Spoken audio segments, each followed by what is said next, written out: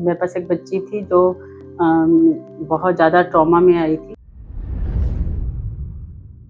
और उसको मुझे लग नहीं रहा था कि मैं उसको नॉर्मल भी कर पाऊँगी। तो हमें लगा था 3 साल तक साइकियाट्रिक ट्रीटमेंट लेना पड़ा।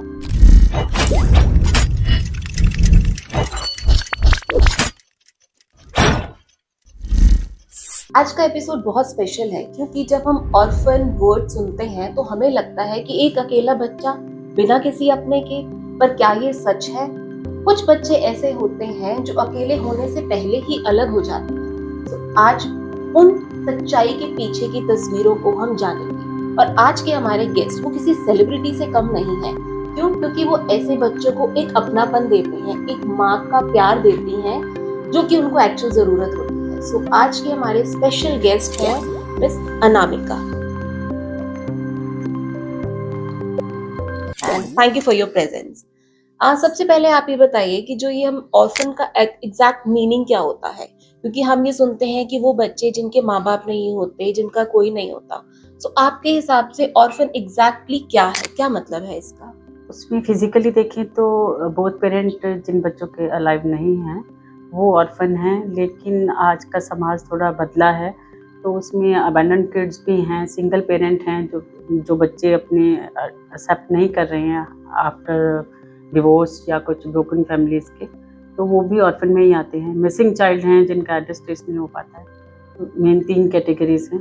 बेसिकली सफर बच्चे सभी ऑर्फन ही हैं। ओके, तो ये आपने बहुत बड़ा एक मिथ क्लियर किया है कि एग्जैक्ट ऑर्फन क्या होते हैं।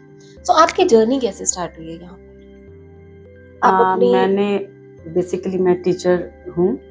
मैं इंग्लिश टीच करती थी डीएवी स्कूल हिसार में। तो मैं अपना गर्मी की छुट्टियों में कुछ सोशल वर्क करना चाहती थी, तो इसलिए मैंने आर्य कन्या सदन मैंने वॉलंटियरशिप के लिए 1 मंथ के लिए मैंने ज्वाइन किया था। जब यहाँ आई तो ये एक अलग दुनिया है, बच्चों की अलग ऑर्फन साइकोलॉजी अलग है, उनकी बिटर मेमोरीज हैं। तो मुझे लगा कि ये एक हमें इसी पे अपना टाइम मेरे को डिवोट करना है। तो फिर मेरा फ्यूचर प्लान था, तो इन बच्चों के साथ मैं लास्ट 23 ईयर्स से मैं ऑर्फनेज के बच्चे देख रही हूँ। तो कितने बच्चे हैं यहाँ पर? अभी हमारे पास 62 हैं। ओके, लेकिन हमारी जो सेटल्ड बच्चियाँ हैं वो 150 से भी ज़्यादा हैं। 77 बच्चियाँ हैं जिनका हमने ट्रेडिशनली मैरिज भी यहीं पे, जो मैरिड बच्चियाँ हैं सेटल्ड हैं, आसपास वर्किंग हैं। Okay, great. सो ये बच्चे ऑर्फनेज में आते क्यों हैं? ऐसा कौन सी फैमिली में प्रॉब्लम्स हो जाती हैं जिनकी वजह से finally they end up landing in an orphanage? देखिए, बेसिकली पेरेंट का डेथ का सबसे ट्रॉमेटिक तो वही रीज़न है। डेथ सर्टिफिकेट के साथ बच्चे आते हैं ज़्यादातर, कोई भी ग्रैंड पेरेंट हैं या कोई रिलेटिव और हैं जो बाद में नहीं केयर करना चाहते। लेकिन अभी जो हमारी सोसाइटी में जो ब्रोकन फैमिलीज़ हैं वो बहुत बड़ा कारण है जो ऑर्फनेज से बच्चे आते हैं। कोई ऐसा बच्चा आपको याद है, मतलब बहुत ट्रॉमेटिक सी सिचुएशन हो जो आपको अभी भी याद आता हो कि मतलब बहुत डिफिकल्ट था उस बच्चे सब के लिए? बच्चे, हर बच्चे की अलग कहानी है। और लेकिन ये है कि बस एक बच्ची थी जो बहुत ज़्यादा ट्रॉमा में आई थी और उसको मुझे लग नहीं रहा था कि मैं उसको नॉर्मल भी कर पाऊँगी। तो हमें लगा था 3 साल तक साइकियाट्रिक ट्रीटमेंट लेना पड़ा। उसके बाद वो नॉर्मल हुई और अभी तो वो ग्रोन अप है और उसने नर्सिंग कंप्लीट कर ली है। ये बहुत बड़ा चैलेंज था क्योंकि इनिशियली जो उसका फर्स्ट डे था तो वो बहुत ज़्यादा, हमें उम्मीद नहीं थी कि हम उसे नॉर्मल लाइफ में लेके आ पाएंगे। तो उसका बचपन ज़्यादा बुरा बीता, उसकी जो मेमोरीज थी। अब वो वर्किंग है ब्रांडेड हॉस्पिटल में यहीं फरीदाबाद में। ग्रेट। सो इन बच्चों की फैमिली, कुछ बच्चों की फैमिली होती है, राइट? अब बच्चों को ये बात पता भी होती है कि हमारी फैमिली है, हमारा कोई अपना है या किस रीजन की वजह से हमें अबैंडन किया गया है। तो ये फैमिली होते हुए भी वो यहाँ पर होते हैं, तो वो इनका इमोशनली, मेंटली कैसा इम्पैक्ट होता है इन बच्चों के माइंड पे? ऐसा है, एक होप तो होती है कि कभी ना कभी वो लोग हमें ले जाएंगे, लेकिन जब ऑर्फनेज में जो बच्चा एंटर करता है या तो इरिस्पॉन्सिबल रिलेटिव हैं इस वजह से करता है, तो एक सर्टेन एज के बाद बच्चे इस चीज़ पे समझने लग जाते हैं एक उम्र के बाद कि हमारे लिए हमारा वेलविशर कौन है और हमारा फ्यूचर प्लान क्या है। और ऐसे भी बहुत सारे एग्जांपल हैं जिसमें हमने फैमिली मिसिंग चाइल्ड है, फैमिली ट्रेस कर ली है, लेकिन 6 साल बाद, 7 साल बाद, लेकिन वो बच्चा दोबारा एडजस्ट नहीं हो पाता है क्योंकि शायद हम बेटर उनको लाइफ दे रहे हैं। तो फिर भी आप बहुत अच्छा काम कर रहे हो, बच्चों को बहुत अच्छा एनवायरनमेंट दे रहे हो, एजुकेशन दे रहे हो, मतलब सब कुछ दे रहे हो, लेकिन एक फैमिली का केयर, कंपैशन, एक एनवायरनमेंट अलग होता है। सो बच्चे इसमें डिफरेंशिएट कर पाते हैं या कहीं ना कहीं वो फैमिली मिस करते हैं? देखिए इनिशियली तो करते हैं, अगर हम अपना 100% दे रहे हैं उनको, तो उन चीज़ों पे वर्कआउट कर रहे हैं कि कहाँ लैकिंग है, उनका इमोशनल बीइंग क्या कह रहा है, वो सोशली अलूप हैं या मेंटली क्या फील कर रहे हैं, तो उस पे मैंने बहुत स्टडी किया है। उस पे हमने बहुत काम करने के बाद में मुझे लगता है कि नहीं, सब चीज़ें ठीक हो जाती हैं। लेकिन फैमिली फैमिली ही होती है, अगर कोई बच्चा वापस परिवार में जाता है उससे अच्छा तो कुछ भी नहीं है। वो तो फैमिली होती है, उसको कोई रिप्लेस नहीं कर नहीं कर सकता। सकता। कुछ ऐसे इंस्टीट्यूशनल चैलेंजेस जो आप फेस करते हो या कुछ चेंजेस जो आप सजेस्ट करना चाहते हो? उसमें ज़्यादातर एनजीओ प्रोपेगेंडा के लिए वर्क कर रही हैं, हम अपने फील्ड में देखते हैं तो बेसिकली फूडिंग, लॉजिंग और क्लोथिंग ये तो हो जाता है, सब जगह बच्चों को अवेलेबिलिटी होती है। लेकिन उनके मन को समझना, उनका बचपन अगर अच्छा बीतेगा तो पूरी लाइफ पे उसका इम्पैक्ट होता है।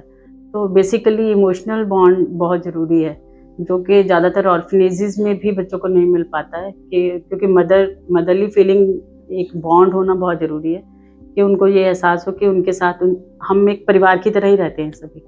तो वो बहुत कई जगह पे लैक करता है। तो सब जगह यही होना चाहिए कि उनको प्रॉपर एजुकेशन, वो भी एक नॉर्मल ह्यूमन बीइंग है और वो भी फ्यूचर सिटीजन्स हैं जिनको नॉर्मल सोसाइटी में ही आगे जाना है।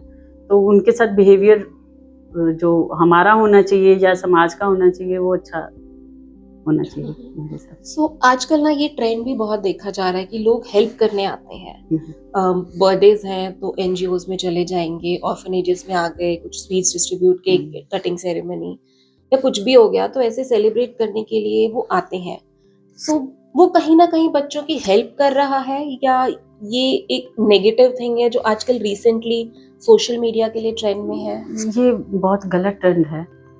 तो आप उस चीज़ को आप एग्जेजरेट कर रहे हैं, उन बच्चों को कुछ भी दिया और फिर उसके बाद उनका पिक्स लेना। फ़ोटोग्राफ़ी अब गवर्नमेंट ने कॉन्स्टिट्यूशन में भी बहुत अमेंडमेंट्स हुई हैं, तो उसमें अभी जो चेंजेस आई हैं कि फ़ोटोग्राफ़ी अलाउड नहीं है ऑर्फन बच्चों की, क्योंकि सब लोग सोशल मीडिया पे, मैक्सिमम लोग गलत उसका इस्तेमाल कर रहे हैं। बेसिकली अगर आपको हेल्प करना है तो आप एजुकेशन में कीजिए बच्चों की, उनके फ़ीस स्ट्रक्चर में कीजिए। तो जो बेसिक चीज़ें हैं वो जहाँ रह रहे हैं वो तो इंस्टीट्यूट देखता ही है। उसमें ये नहीं है कि आपने एक बनाना दिया, एक आप लड्डू लेके आए हैं और उसके बाद लोग सोचते हैं कि हमने बहुत बड़ी ज़िम्मेदारी निभा दी समाज के लिए। तो उस सोच को चेंज करना हमें जरूरी चाहिए। है। सो कहते हैं ना, अगर डोनेट करो तो इस हाथ की डोनेशन इस को हाथ को दूसरे भी में ना नहीं पता लगे, बतानी पर चाहिए। ये तो आजकल एक दिखावे का ट्रेंड हो गया है कि देखिए अपनी तरफ से तो मैं तो कोशिश करती हूँ कि मेरे बच्चे एक नॉर्मल उसमें, क्योंकि नॉर्मल सोसाइटी में उनको आगे रन कर जाना है, तो वो उसके लिए उनको कोई शेम वाली फीलिंग ना हो। तो हमें उनको बार बार एहसास दिलाएं कि जी आप कुछ अलग हो, आपको हम ये डोनेट कर रहे हैं। तो नॉर्मली ये चीज़ें समाज में बढ़ रही हैं जो कि कम होनी चाहिए थी। पर ये बढ़ रही हैं। बढ़ रही हैं। ओके।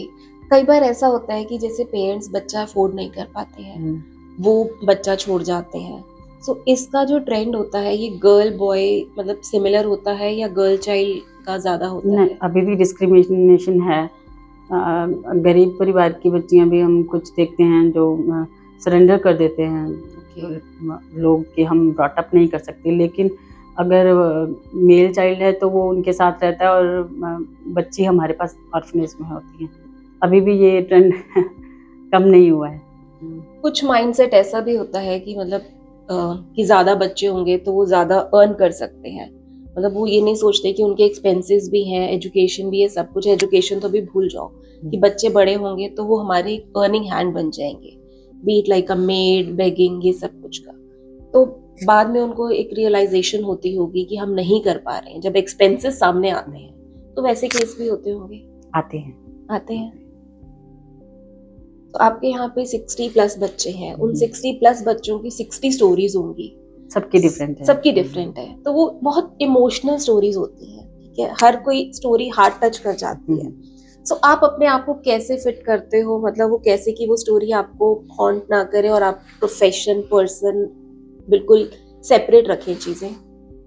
अब तो अलग नहीं कर सकते अगर आप दिल से जुड़े हुए हैं तो पता होता है कि प्रॉब्लम ही आएगा बच्चा। 1-2 महीने, 3 महीने, कुछ बच्चे 6 महीने भी लेते हैं नॉर्मल होने में कि उनके किसी को अपनी मदर बहुत कोई मिस कर रहा है, कोई फादर को बहुत मिस कर रहा है, कोई लेकिन मैंने देखा है कि बचपन में ये चीज़ें उभरने में भी वो ज़्यादा समय नहीं लेते, क्योंकि चाइल्डहुड ऐसी ही चीज़ है। कभी मिलने आते हैं इन लोगों से अपने? हमारी तरफ से ऑप्शन रहता है, अगर कोई रिलेटिव लाइव है तो वो इसलिए रहता है कि बच्चे को अच्छा लगेगा, ये उसके लिए ज़रूरी है, सेहत के लिए। तो वैसे जनरली लोग जब तक रिस्पॉन्सिबिलिटी और बड़े हो रहे हैं, कोई और कॉलेज का है, ड्यूज़ हैं, उसमें कोई हेल्प ना मांग लें या कुछ इस तरीके का रहता है, तो धीरे धीरे करके रिश्ते छूट जाते हैं। सो ऐसा हो जैसे पॉवर्टी की वजह से कोई भी रीजंस हैं, फैमिलीज अपने बच्चे अबैंडन कर देती हैं, राइट? सो अगर एक गवर्नमेंट की तरफ से वो एड जो है वो एनजीओज की जगह उन फैमिलीज को मिले, अभी तो हैं फैसिलिटीज ऐसी बहुत। सो कम हुआ है उन फैसिलिटीज उससे की हाँ, वजह से? अवेयरनेस कैंप भी लगते हैं अभी। अगर बच्चों के ब्रॉटअप में कोई दिक्कत आ रहा है तो गवर्नमेंट के को आप अप्लाई कर सकते हैं, और 2 बच्चों के लिए 2000 पर मंथ बच्चों के अकाउंट में जाता है। ओके। सो जब बच्चे बड़े हो जाते हैं, सो अडॉप्शन का एक ऑप्शन होता होगा, या फैमिली रियूनियन करने के लिए, या आफ्टर 18 इयर्स बच्चे इंडिपेंडेंट हो जाते हैं, तो वो एंजाइटी जो होती है बच्चों की कि स्टार्टिंग उनकी यहाँ से हुई है, तो बाहर का एनवायरनमेंट एकदम डिफरेंट होता होगा, सो वो कैसे डील करते हैं? उनको बाहर की जो दिक्कतें हैं वो सडन फेस करते हैं, तो धीरे धीरे करके हमारा भी नॉर्मल रूटीन रहता है कि हम उनको अगर बैंक मैटर्स हैं उनमें लेके जाएं। जो बच्चे बड़े हो जाते हैं और उनको कोई शॉपिंग थेरेपी है तो अपना मार्केट में कैसे क्या परचेजिंग करनी है, या इंटरनल भी कोई स्टॉक मेंटेन करना, तो मैं कोशिश करती हूँ कि वो सब चीज़ें सीखें जो बाहर के बच्चे सीख रहे हैं, और नॉर्मल रूटीन रहे उनका, तो हो जाता है, सब चीज़ें साथ साथ चलती हैं। सो इनकी एजुकेशन वगैरह? एजुकेशन प्रीमिसेस में तो पॉसिबल नहीं होता, ये तो घर ही है, राइट। और हम डिफरेंट स्कूल्स में फ़ी पे कर रहे हैं, प्राइवेट स्कूल्स में हैं सभी, और वोकेशनल पे फोकस ज़रूरी था कि जॉब ओरिएंटेड बने, तो हम अभी शुरू से ही चल रहा है हमारा कि बच्चियाँ बीटेक हैं, बी फार्मा हैं, एम फार्मा हैं, नर्सिंग में हैं, और पैरामेडिकल कोर्सेज में हैं, एमकॉम हैं। जो बच्चा जितना पढ़ना चाहता है उतनी लिबर्टी रहती है। तो हम जब बच्चा स्टॉप लगा देता है कि मुझे और नहीं पढ़ना है, तब तक हम पढ़ाते हैं। Very good. उसी से अभी अच्छा लगता है। बच्चियाँ हमारी सेटल्ड हैं, एनसीआर में ही हैं ज़्यादातर तो, और फरीदाबाद के भी जितने भी ब्रांडेड हॉस्पिटल हैं सब में हमारी बच्चियाँ वर्किंग हैं। ओके। डिफरेंट पोस्ट पे जितने भी हैं, metro, Asian, SSP, Fortis, Sarvodaya, accord, यथार्थ, सब में हमारी बच्ची। वाओ, सो ये तो बहुत ही अच्छा काम है, मतलब आप एक केयर के साथ साथ उनको एक फ्यूचर भी दे रहे हैं। वेरी नाइस, आप बहुत ही अच्छा काम कर रहे हैं। Thank you. तो कोई मैसेज जो आप सोसाइटी को देना चाहें, या कोई ऐसा केस जो आप शेयर करना चाहें? केस तो नहीं, पर बस ये है कि इन बच्चों को भी नॉर्मल बच्चे मानिए, एक मर्सी नहीं होना चाहिए, उन कॉन्फिडेंस लेवल बच्चों में भी वही हमें डेवलप करना है। तो उनको भी नॉर्मल इंसान बनने के लिए सबसे ज़्यादा फोकस तो एजुकेशन पे ही है। तो जहाँ भी आप डोनेट कर रहे हैं तो आप एजुकेशन के लिए डोनेट कीजिए, बच्चे के फीस स्ट्रक्चर में हेल्प कीजिए, तो वो सबसे अच्छा कॉज। बहुत अच्छा मैसेज दिया, and thank you so much for your time, हमसे बात करने के लिए और बहुत सारी सच्चाई को सामने लाने के लिए आपका बहुत बहुत thank you. Thank you. So आज हमने अपने गेस्ट से सीखा है कि इन बच्चों को सिंपैथी की ज़रूरत नहीं, साथ की ज़रूरत है, केयर और कंपैशन की ज़रूरत है, एजुकेशन की ज़रूरत है। सो इनका बहुत बहुत थैंक यू दिल से कि ये बहुत ही अच्छा काम कर रही है, कोई सेलिब्रिटी किसी से कम नहीं है, एक माँ का काम कर रही है इतने सारे बच्चों के लिए। और आपका भी बहुत बहुत थैंक यू हमें सुनने के लिए। आपको आज का एपिसोड अच्छा लगा प्लीज लाइक कीजिए, शेयर कीजिए, सब्सक्राइब कीजिए। मिलते हैं नेक्स्ट एपिसोड में। Thank you.